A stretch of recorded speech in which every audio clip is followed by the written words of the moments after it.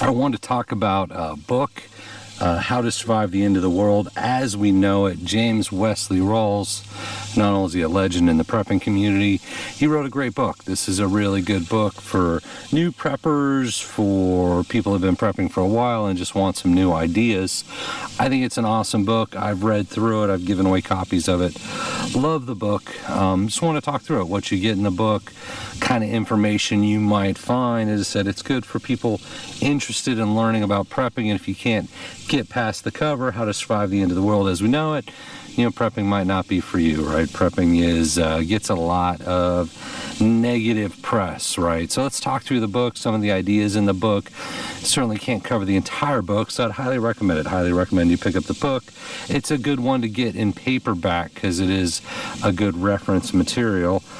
So it opens up with survival mindset, and you got lists and lists and lists of lists, and it gives you lists of lists that you might need in here. But I did want to, before I go any further than that, I want to read the first page. I think the first page is important. They call it A Very Bad Day, Survival Mindset. So let me read the first page. Certainly not going to read the whole book. It's a little too hot for that. There's been a power failure. It is a minor annoyance at first. You've awoken late on a winter morning because your alarm clock didn't go off. The house is chilly, and even though you have a natural gas furnace, the digital thermostat is not working, so there's no electricity for the heater fan to push the air through the ducts. Then you realize that with nighttime lows in the single digits and daytime highs in the 20s, if the power isn't restored by the time you get home from work, be very cold in the house. You surmise the freezing rain must have knocked down some power lines. Right? We've talked about this kind of stuff before. Power's out. What do you do? What does it mean? For breakfast, you have cold cereal and juice instead of scrambled eggs and hot coffee. When will the power come back on? You muse about how long the food in the freezer will last. You skip shaving because you're running late for work, and your electric razor won't work without power anyway. Then your car won't start. The car radio doesn't work either. You notice that one of your neighbors is poking and prodding around under the hood of his car, means his car doesn't work either.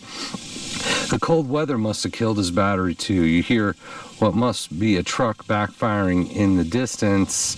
At least somebody got there started. So banging in the distance, you assume it's a backfire. You go into the house and turn on your transistor radio. It won't work either, which is odd, since it's both AC and battery operated. Your kid must have switched the batteries with dead ones from his digital camera. Finally, you dig out your spare transistor radio from the battered ammo can that you use as a fish tackle box. So it's sort of a Faraday cage. The one you take with you on fly fishing trips. You scan through the AM/FM bands, and it's mostly static. There's only one radio station broadcasting. A frantic news announcer says something about a high-altitude electromagnetic pulse, EMP over the Midwest, and the power grids being down all of the U.S., Mexico, and Canada. You are startled to hear loud, rapid fire gunshots. They're very close by, right near your neighborhood. It's going to be a very bad day. So it opens up with a scenario, a possible scenario, something preppers think about, might be on your mind, one of many scenarios, and it actually gives a lot of possible scenarios, things to think about, situations that may not be entirely fantasy. So you've got the survival mindset. I was jumping ahead. I did mention lists of lists, and people need a lot of stuff, right? If you want to maintain your sense of normalcy and you're not just going out in the woods living on berries, right? You need stuff. People get used to having stuff. So in terms of, he calls it the Teotihuacan, the end of the world as we know it, weekend experiment. And these are lists of things you might need: water list, food storage list, food preparation list, personal list, first aid, minor surgery list, chem nuke defense list, biological warfare and pandemic defense list, gardening list, hygiene sanitation list, hunting, fishing, trapping list, power lighting batteries list, fuels list, firefighting list, tactical living list, security general, security firearms, systems, communications monitoring list, tools list, sundries list, survival bookshelf list, barter and charity list. And he gets into all those lists. I'm not going to read out everything on the lists, but lists of lists, all things you might not have, maybe things you haven't thought of, things you want to assemble, things you might need if something happens, if there's some kind of crazy emergency.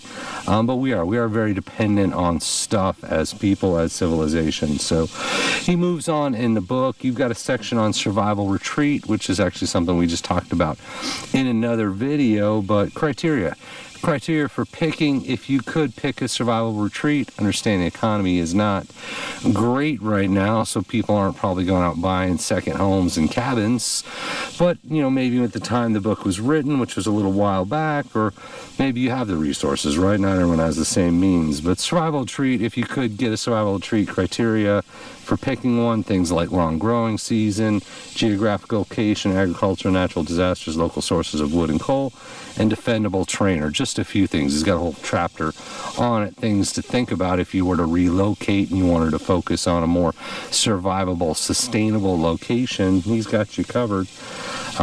He has a section on hunkering down in the city, hunkering down where you're at. Relocation might not be an option. Maybe you're stuck in the city. He's got you covered to some extent. There's a section on that, things you might want to think about, prepare for if you're hunkering down in the city. Bug out bag kit list. So he's got a whole list on what you want in your bug out bag, like your sleeping bag, jacket, gloves, boots, poncho, all those kind of things. There's a whole list in here of things you might want to think about for your bug out bag. But also additional things. I used to do a lot of camping, and if you have a large camp you're setting up when you're staying for a long period of time, you're going to have more than just a backpack. And he actually goes into some of that too. Camp kitchen kit, field food kit, shelter camp kit. So you're going to probably have more, unless you've got your backpack and you're just sleeping in a tent. If you're actually setting up a campsite for multiple families, you're going to have things like a kitchen, camp kitchen. You're going to have a bathroom set up, some kind of a toilet tent, something like that. So he gets into that actually to some extent in here. Has a whole chapter on water. Water is very important. Sources of water, water treatment, building a water filter, and transporting water. So you dip your toes in the water in this book.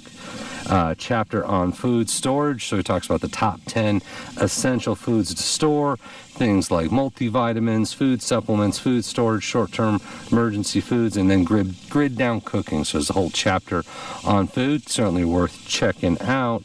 Chapter on fuel and home power.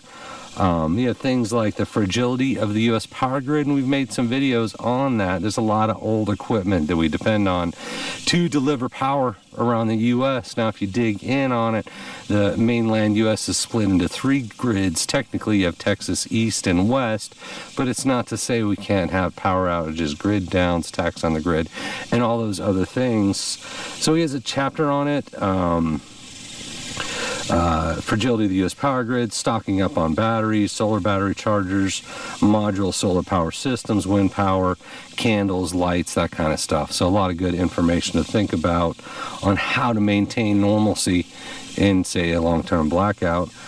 Chapter on gardens and livestock, right? How to size a garden, tools and equipment, planting, harvesting, processing, storage, indoor growing, and livestock, which is all very important once you have your water and your shelter.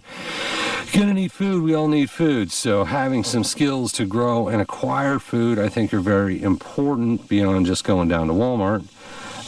Chapter on medical supplies and some medical information, things like training, fitness, medical kit, sanitation, wound care, dentistry, and even a little bit on childbirth if you ever have to do that at home. Some people actually prefer that, I hear. Communications, so he has a thing on communications, whole chapter on it. Getting started, two-way radios, GMRS, shortwave, radio antennas, emergency communication can be important. Whether or not you have the ability to transmit, even something like a shortwave radio, at least you can get a sense for what's going on in the world. We've shown FRS, GMRS radios. I'm not a ham guy. Maybe someday I'll be a ham guy, show you some ham equipment. Not really a ham guy, but things like communication is important.